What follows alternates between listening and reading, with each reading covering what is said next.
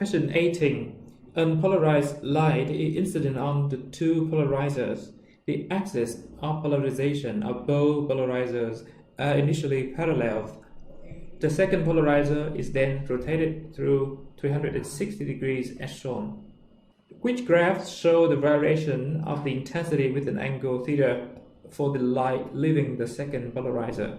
Okay, to answer this question, we need to read it very carefully and note the important information. The incident light is unpolarized light. So after passing through the first polarizer, its intensity will always decreases by half amount. So let's assume that the I0 is the initial intensity of the incident light.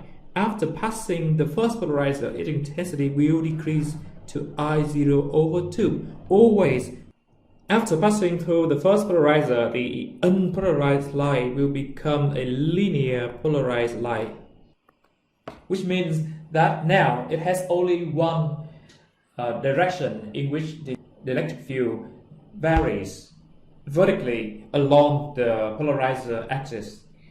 And later, when it goes to the second polarizer, it reduces its intensity, and the second polarizer is rotated slowly. And after that, they use a sensor to measure the final intensity of the light passing through the second polarizer, and this intensity varies as a function of time with the change in the angle between the incident linear polarized light coming to the second polarizer and its axis of polarization.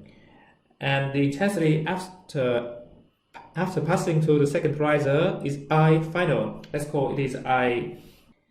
It is described by a law called Malus law, which states that the intensity of the light after passing through a polarizer is the incident intensity, which is I0 over 2, because that is the intensity after passes the first polarizer, multiplied with cosine square of the angle between the incident light on the polarizer 2 and its axis of polarization.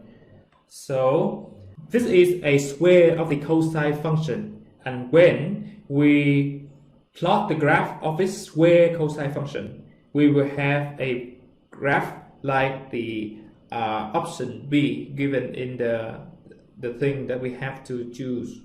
So B is our answer. Okay, let's see if we can plot that graph. Of course, you can replace some value like 30 degrees, 60 degrees, 90 degrees, 180 degrees, and so on to plot the graph. It takes time. But if you are pretty good at trigonometry, then you can quickly solve this question.